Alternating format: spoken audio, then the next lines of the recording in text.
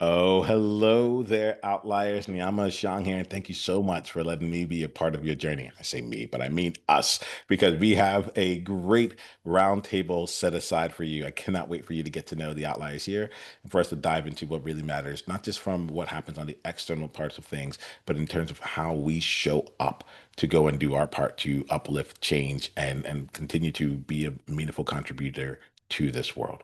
So give you a chance to get to know our outliers here today. Joe, let's start off with you. You mind letting us know more about you and the game you're currently playing? Yeah, sure. So, what I do essentially is I work with organizations to help them to find the benefits, the business benefits of creating more inclusion in the organization. And that's a little bit of a twist because rather than saying, well, we want to do all these things to make the organization inclusive, the approach that I advocate and that I drive with the clients I work with is let's understand your organization. Let's understand what some of the dynamics are, what some of the opportunities are, what some of maybe the deficits are because we're not being as inclusive as we could be in a certain area. And let's direct our attention to that because that way you're bringing a direct benefit to the business. And guess what? As a byproduct, you're also creating social good. I like this. I like the way that you're playing this here. Giving us the misdirection right off the bat. But there's not even a misdirection. What I hear is like, you're like, here goes what really matters. If we get to that, we're able to be able to get everything else that we want as a result. Precisely. That's exactly it. Yeah, yeah. Yeah. All right, Joe. I like the way you play. Ursula, let's let us know more about you. Mind letting us know more about you in the game you're currently playing? Yeah, I do multiple things. I like variety, so there's always various things going on. I am a certified coach and work with women leaders who work in male-dominated industries. And I'm also the co-founder of an international coach training organization. So I have these two things going on. The game I am playing is connected to neuroscience and consciousness. Because what I find is that when people understand how their brains work or not, and the impact of the chemicals on the body, our emotions, how we react, not react, is very powerful knowledge. And the tools associated with that can be really, really helpful to get to know ourselves better. Because ultimately, whatever you do, whatever you say, beliefs, limited vision, it all comes down to the brain. And so that's the game I like to play and link it to consciousness. Because what I find is that the world is too focused on productivity, productivity, do, and less focused on who are you being? What is your level of consciousness? How do you connect to yourself and the world? So the combination of neuroscience and consciousness feels like a really good fit, at least for me in my work. Oh, I love this. Yeah, I love that like component of the being versus the doing or Mm. being and the doing, like to putting those two together. And what I noticed from both of you is that like you both have what I would say is like a counter intuitive approach to the work that you do, right? It's like, hey, we're going in this direction, but the way that we get there is not the way that you would expect. And so one of the things I get about both of you is that somewhere along the way, you figured out how to put this out into the world. Whether and I'm really curious about I think what I'm first curious about here is just on behalf of any outliers out there, anyone else out there that like feels like they have the solution, but it's not what everyone else is expecting them to they're expecting them to say, right? Can you talk about like your journey to like own in the fact that you do things differently to get people the results that they're expecting? I'll start off with either one of you. Either of you want to get us started on that one? Yeah, Yeah, I I can. can. Okay, Joe. I can start because I was born and raised in Germany, spent 10 years in the UK, 10 years in Canada. So already from the get-go, I decided at the age of 18 that I wouldn't live the kind of life that sort of was the norm. I decided I wanted to live abroad. I wanted to get to know other cultures. I wanted to travel. So from an early age, I didn't want to do things the way you should to be doing anything. And then, later on, so my professional life has been, really a journey of 25 years. And I can tell you, 25 years ago, I had no clue where this was going. I just woke up and I had a really good business partner, and it's my best friend now. And we said, here's what we should do in the next couple of months. And we did that. And then we went like, we should do this now. This sounds like fun. This is what we want to learn now. So why don't we just do that? So we never really had this 10-year business plan or the 15-year vision. We just sat down and said, what would be fun? What do we want to do? What do we want to learn? That helps us stay engaged and work from a place of joy rather than this is what you should be doing. Um, and in 25 years, there were things when it was like, oh, that doesn't work, so let's not do it again. This seems to work. Well, let's try it again. So it's really, I think it was very much an upside down approach. In fact, Anne and I, my business partner and I, we have a podcast called The World Needs More of Our Weirdness. And I think that's sort of a really good description of how we think. We weren't looking at, oh, what would bring more business into the business by having a podcast. It was like, no, we are in many ways, we're weird. So let's tell people what that means. Hmm. I love it. I love it. I love it. Let's play. Let's keep playing with this here. Joe, how about you? What's your take on this one? So you said that outliers have certain commonalities when we were talking Mm. before we started. I just saw my commonalities with Ursula as she was talking. So yeah, my journey is similar except in a slightly different way. So educationally, I studied finance. I actually practice in jobs working on finance stuff for I think no more than about 5 or 6 years. Then after that, my attention shifted over to the world of IT and programming, especially because we were programming a lot of what was being done in accounting and finance into computers at the time. And then after that, working with vendors and others, when I was managing an IT group internally in an organization, I realized that, when you're on the outside and you go to all these different clients, you have this opportunity to experience all these different environments. So I switched and I became basically an outsourcing person who worked with clients that were doing the jobs that I formerly did when I was working on the inside. And then after that, I realized that the power to really create change a lot of times and impact wasn't just in the tools, but it was in people and how people could work together more effectively. And if you can get a better team working together of people, and that would literally could beat just any plain old tool. So sum all that up, and what it really boils down to is that the various experiences of working in different domains gave me this ability over time to look at the problems I was looking at in any domain and to borrow from the other domains and say, well, this is a finance piece that fits into that. This is more of a programming solution that fits into that. And so a lot of what I do today actually contains elements of all those different things. And then on a personal level, my own family, in terms of backgrounds and so forth, have so many different mixtures across different groups and so forth. I mean, I grew up in households where it was as common to speak English as it was to speak Spanish or Italian, right? Then I married my wife, who's Austrian, and then we travel all around the world. Tip of the hat to you, Ursula.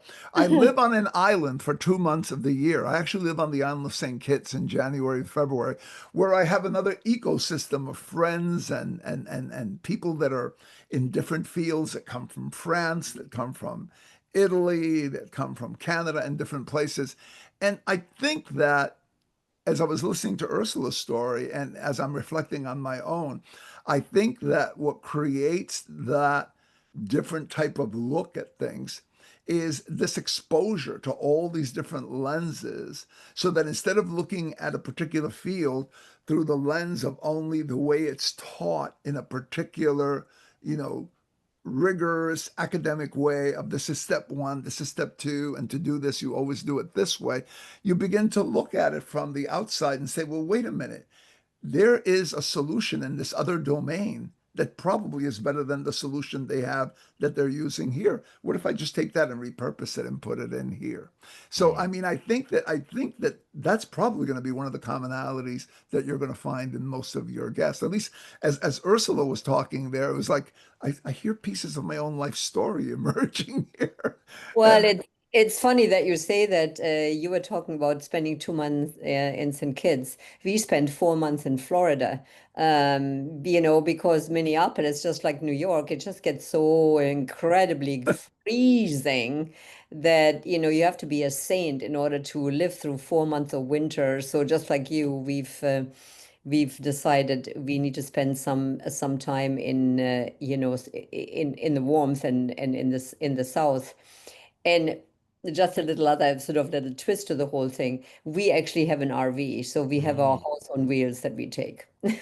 And yeah, so we go around the United States and, just stop where we feel like, oh, this would be interesting, and drag the 42-foot glamper along with us. And, you know, husband drives the big truck, the dog's in the back, and here we go. But what I'm hearing you say, Joe, is the metaphor that came to me as you were talking about how you do your work is that of a puzzler. You're Oh, taking it's more about that. Yeah. pieces and you see how they fit into the overall big picture of whatever the challenge is. You take a puzzle piece from here and a puzzle piece from there, and then somehow, the whole picture emerges. yeah, and you're spot on. And to me, that's more exciting than just saying, let's take the formula that everybody else Yeah, is using. yeah, Because if you do the same thing, you're always going to arrive at the same solutions, at the same obstacles, right? yeah. So you try these new different things. And I always look at as a hypothesis when I began. Like a lot of times, some of the things that I do today that I get paid to do, I actually initially started doing them in corporate jobs that I had.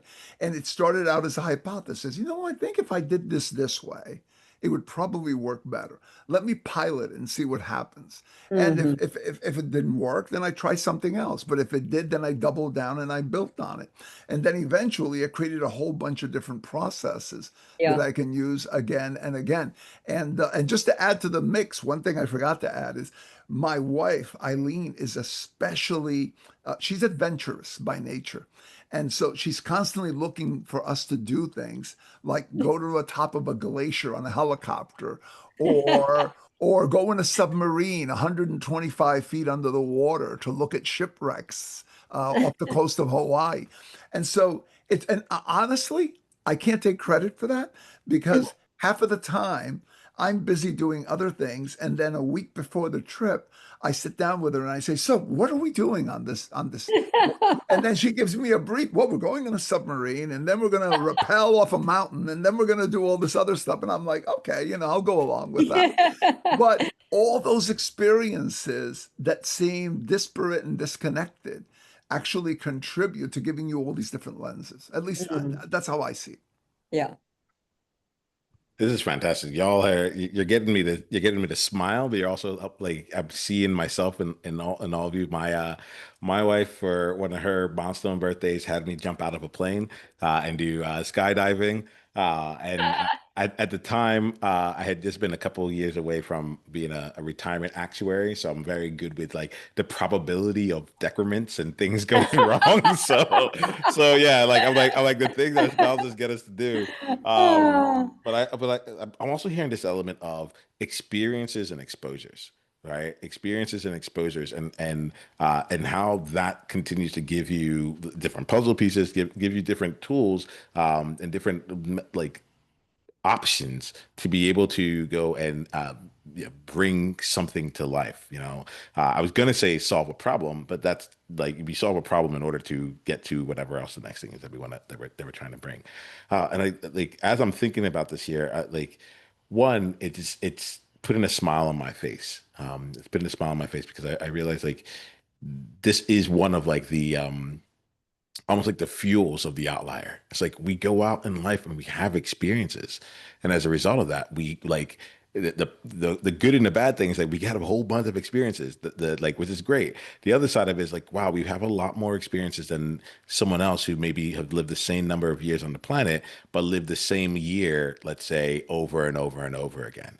You know, I'm curious about how y'all navigate that. I'm curious about what, if anything, comes to you as I start to frame in that way. I don't like to live the same year again and again and again.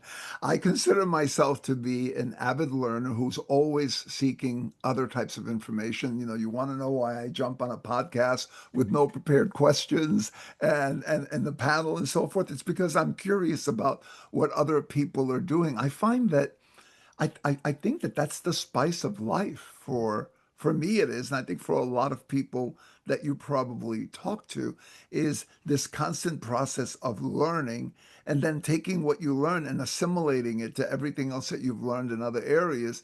And when you combine these things together, that's when you come up with new ideas on a regular basis.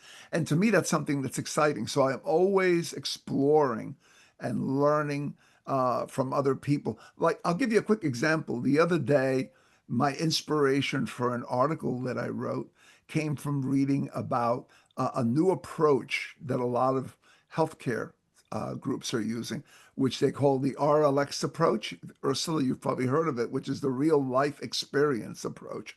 So in the traditional approach to medicine, what you do is you essentially do a lot of studies and you get a lot of big data. And let's say, for example, you're trying to address diabetes, you get a lot of big data about what are some of the things that tend to appear again and again that might be related to a person getting diabetes. What are some of the dietary things that you should do? And then you create this guideline that basically says, keep your weight down, don't do this, don't do that, et cetera, et cetera. Unfortunately, what that does is it doesn't take into account the particular conditions of that patient. So that patient may be living in an environment where there's food insecurity. So if you're telling them to go out and have vegetables every day, well, that may not work for them, or they may not be able to get those vegetables. Or if you're telling them that they should walk X amount and get so much exercise, and they're in a particular job where they're required to be sitting all day or stationary.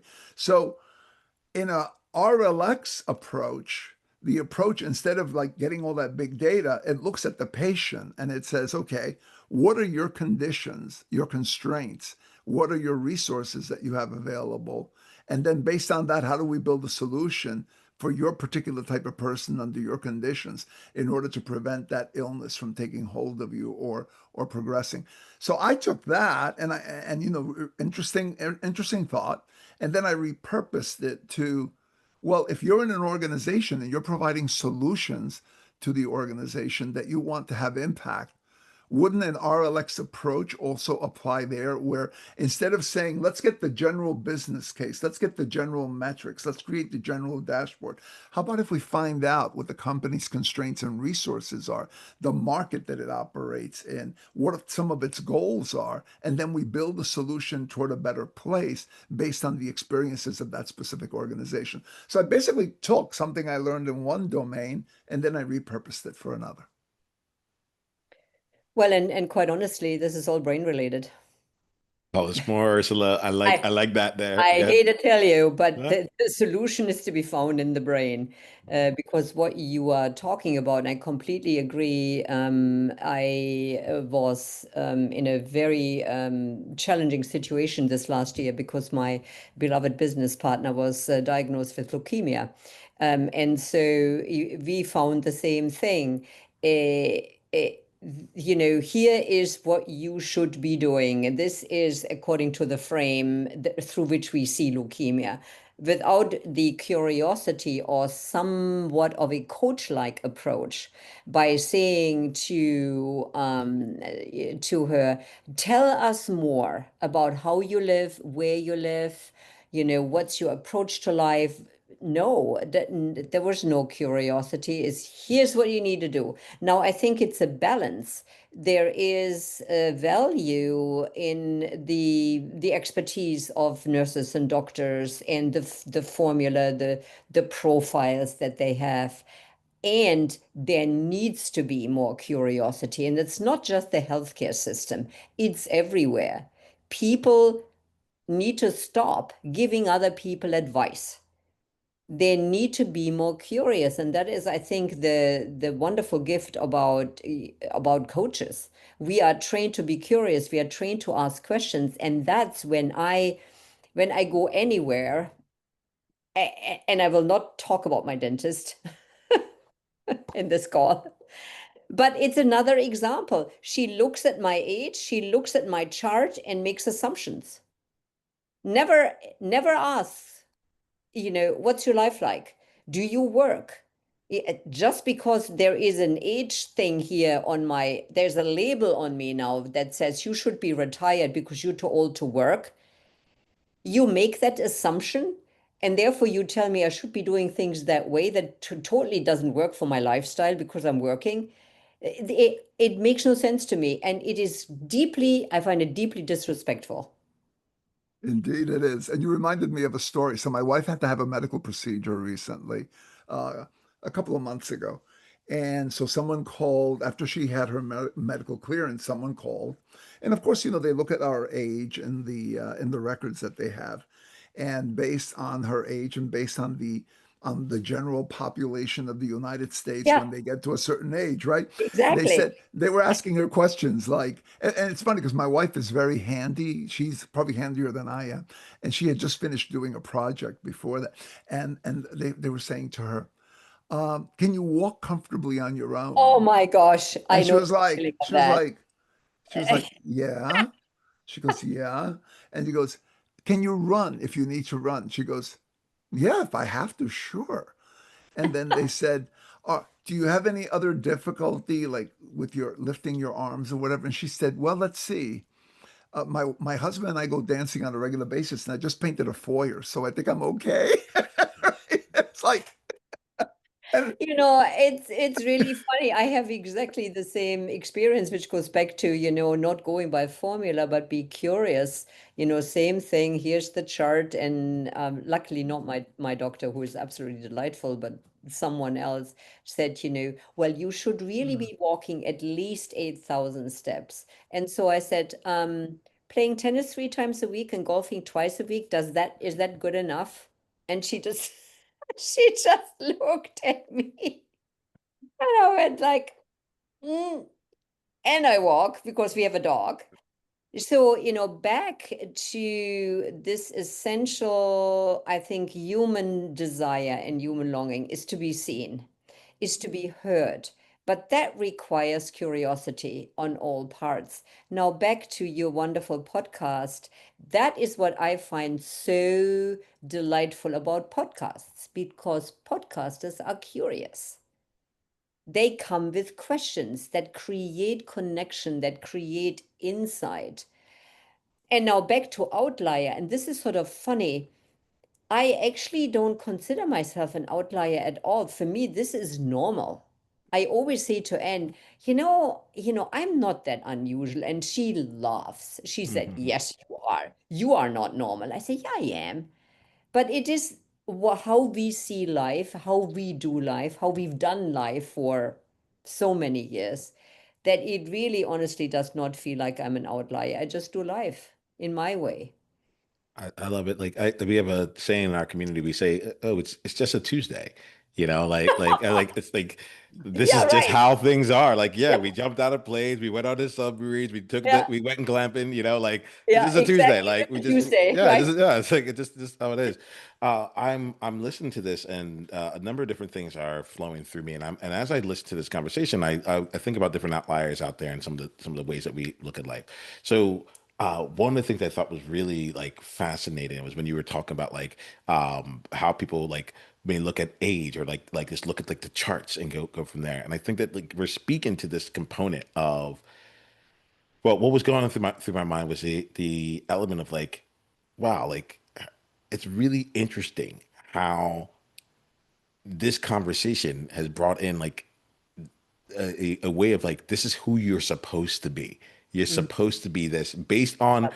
data. And like, look, I've shared about my background with math and economics. Like, I like data. You know, Joe, you were talking about like I like to run experiments. I have hypotheses. Like, data is there. But what I'm also hearing is that element of the individual of seeing who's actually in front of you, Yeah. and continuing to play specific to that. And there was something in what you were saying where I was like, this feels like the outlier plight over and over and over again in a different way where they see you. You know, I'm a black man who grew up in America. Like there's a lot of different things that come along with like Oh, wow. walking Yeah, around that way, you for know? sure. And yeah, and so like even Joe, when you were talking about like you help people with like inclusion and like find different ways to find but you go about it from a different perspective. That to me, just so you know, that felt like I had a chance to be seen, right? Yes. Because I'm like, if you come and you're like, oh, well, let's create a more inclusive environment. All the African Americans go over here. All the women go over here. Like it's like all of a sudden that changes the dynamic and it feels like you miss what we were actually here for. And it's like you miss Yep. seeing the person that's there. Y'all have found ways to like tap into it. I'm curious what, if anything, is coming from you for any part of this part of the conversation. Well, I want to bring it back to consciousness. Hmm. The more aware we are, the more conscious we become, and looking at the world in this more conscious, big picture, more holistic way. Over time, and Anne and I have been working on in the field of neuroscience and consciousness for 15 years, and consciousness came before that. So we've been working along this road for 25 years. And what I find is, and this is to your point, is that the more aware we become, the more curious we become, the more we see underneath, behind, and around it all, rather than, oh, this is the sort of, this is you as a formula. I find that the differences, they completely disappear. I don't see you as New Yorker. I don't see you as a black man. I see you as the delightful, warm, smart human being that you are and that you are. But that's related to consciousness, and the lower the level of consciousness, the less curious we become. And so the world starts narrowing in that perspective. Mhm. That's a great point. That is a great point. And I think we do that to our, well, not, I'm using sort of the royal we, but I think individuals do that to themselves to some degree. I mean, I think we're all a hodgepodge of different types of things, like, for example, if I told you that I used to sing and that I still enjoy singing as a hobby, that I like ballroom dancing, that I used to paint. I can't play an instrument for the life of me, but my wife can play the organ. But I'm a hodgepodge of different interests, and and I'm decent, pretty good with numbers. I mean, I'm a finance educated person, but on the other end, I have other curiosities and so forth. You know, to your point that you were making before, I mean, my wife even jokes with me and says, "You are a weird combination person," right? But I think that all I'm doing is I'm expressing these different parts. I think that most people have those different parts, but in order to fit into the descriptors of the world, they Yeah, they narrow themselves. They're like, yeah. well, I am like I hear people say things like I'll give you an example of a profession. I'm an HR person. I've heard people say that, like I'm an HR person. Mhm. And I think, wow, if you had been born 200 years ago, how would that have worked out for you? Because there was no such role. So literally, literally, you basically you basically shaved off any little rough edges that didn't fit whatever you formerly were, and you found a square hole or a round hole, and you shoved yourself in there, Mhm. and all your thinking and the way you're going to think about that. I'm an engineer, so I think like an engineer. Or I may no, I'm Joe, and you're Ursula, and we are a hodgepodge of our individual experiences and exposures. And all of those things inform us. And we choose or do not choose to acknowledge those and utilize them. But I think everyone can be an outlier. Anyone, I mean, I don't think there's anybody that is a precise clone of anybody else. I think that some of us have obvious differences and similarities, but I think underneath all those superficial things, all of us are individuals, and we have a bunch of different things that where we crisscross each other, where I may have some similarities, with Niiamah, and I may have some similarities with Ursula, and I may have some similarities with somebody else, and we might be different in other areas and so forth. But that's what makes you, Ursula, able to do what you do and makes me able to do what I do, when we're able to combine and utilize those different things as either solutions to problems or ways of getting from point A to point B in the kind of work we do, or working with the people that we work with. But I think we're all that. It's just that we tend to sometimes choose to say, I'm going to fit in this container, so that's the form that I'm going to take. Well, I think, Joe, when we look at the brain and neuroplasticity, which is, the brain's ability to constantly rewire itself, uh, there are superhighways that have been created through our lifetime. 30, if you do the same thing again for 30, 40 or longer years, you live in the same house for 30, 40, 50 years. There are superhighways in the brain that keep the person comfortable. And any change is hard. It takes a lot more energy, it takes more intention and attention. And there are people who have really, really, really huge superhighways of certain habits that is very hard for them to get out of, because it would mean to take them out of a comfort zone. And so I think many people, because they're not aware of how change really works from a neuroscience perspective, they're shy away from it, because to begin with, anytime you do something new, it doesn't feel good. It feels scary. It feels, all the limiting beliefs come showing up. Oh, maybe I'm not good enough. Maybe I'm not smart enough. Maybe I'm not young enough, or whatever it might be. But those are just wiring in the brain that can be changed with enough intention and attention. It doesn't matter how old we are or what we want to change. If we want to change it, it can be changed, but it's not easy. Yeah, yeah. You have to be motivated to do it. Yeah. And I think that what happens in many cases sometimes to people is that, like, I'll give you an example again in the field that I work with, the people I work with. This particular field was for many years supported by legal compliance and also opinions, right? To to speak out against diversity and inclusion was like saying, I don't like apple pie and motherhood, right? But now people are doing it. People are doing it now, right? And other people who maybe thought it or wondered about it or whatever, they're looking at things in a different way. Also, the legal structure that supported it. It's not that it's weakened, but that it's being wielded in different ways.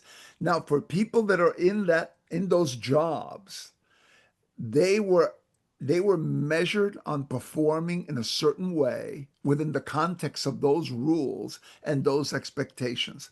Those expectations and those rules have changed. So Yeah. now they go to work, they do the very same thing they did before, but they're not being as rewarded for it. And they're being asked to justify their existence, to Yeah. justify what they do. Now, I come along and I'm able to give them, in many cases, ways of doing that. But the big leap for them is not the formula that I'm providing them.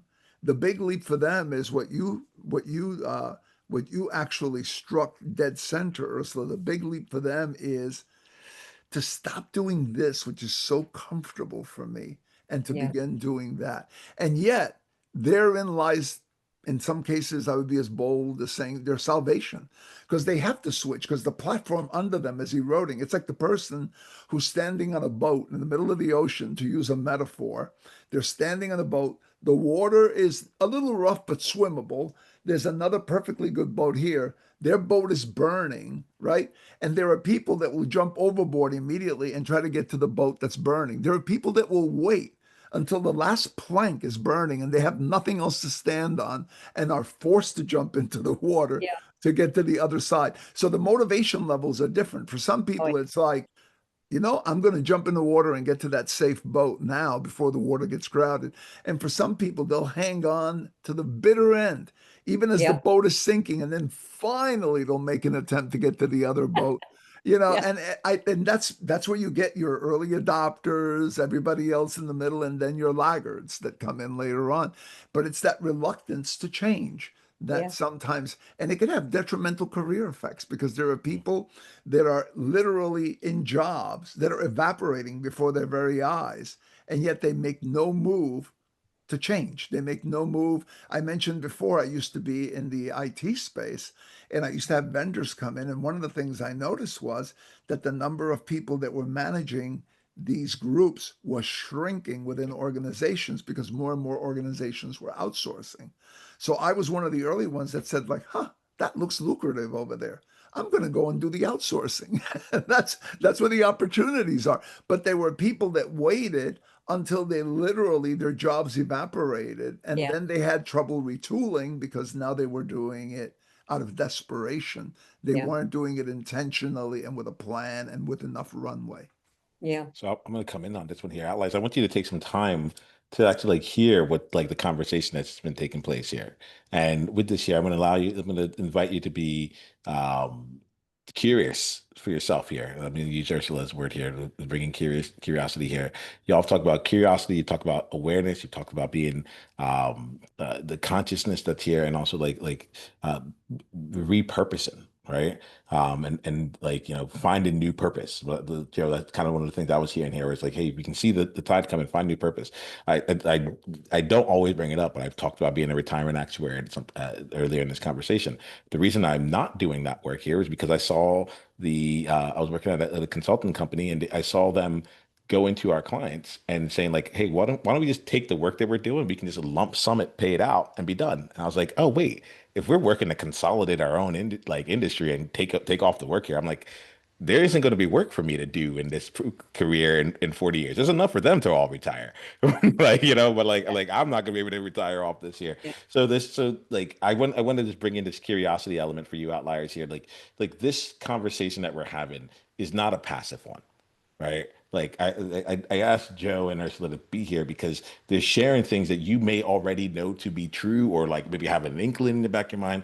And this is for us to actually like get into action around it. This is get into, or if it's not about acting, sometimes it's not the place of acting. Maybe it's the time to be in. Maybe it's the time to allow yourself to like to give yourself the permission to let that thing that you know to be true to come out and to like own your weirdness in whatever way you wanna own it, right?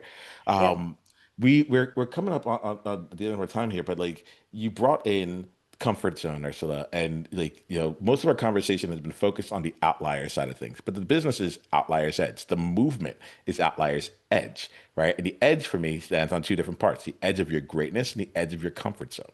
So like, what I think I like to do here, I don't want to like squeeze too much in, but I want to bring it into business for both of you because a lot of our outliers that are listening to this, like they're building something and they're asking themselves, like, can this vision be viable? Like I can maybe I can build it, but like, can it be viable?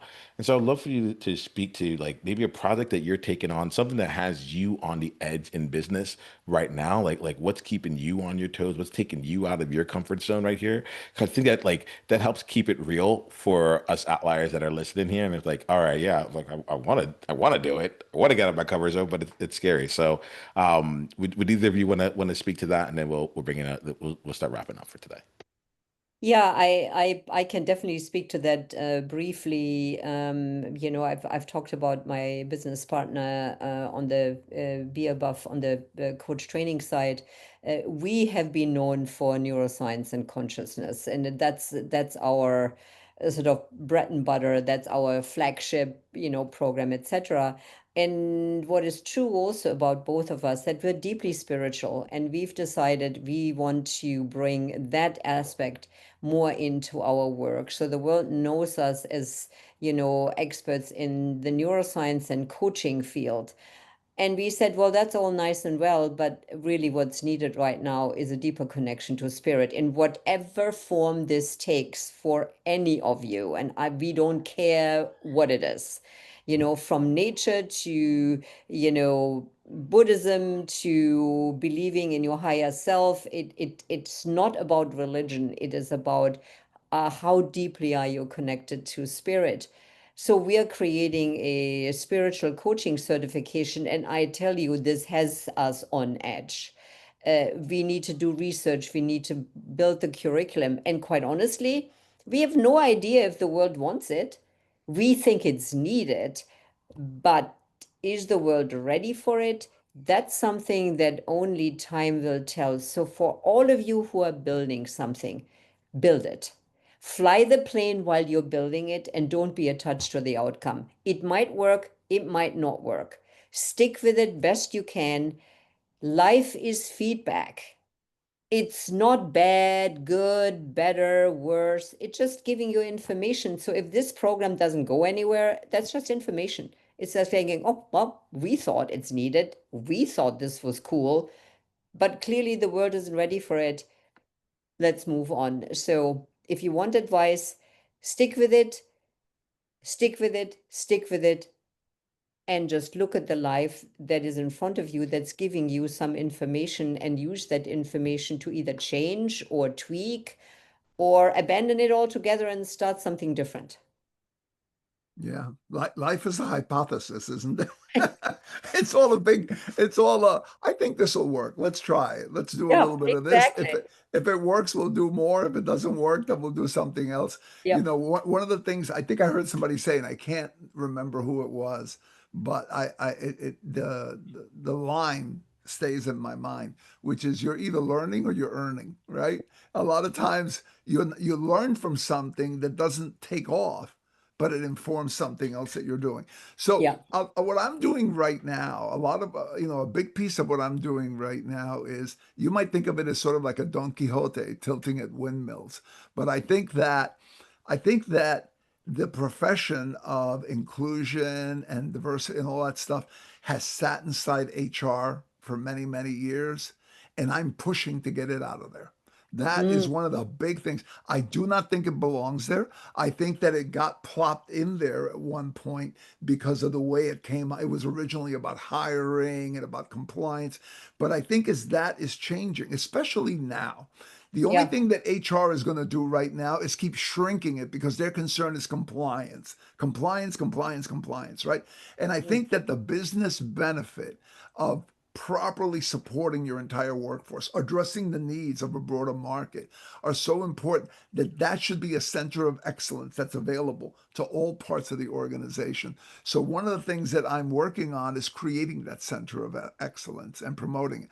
Will anybody ever want to actually structure themselves as a center of excellence and buy into that or that?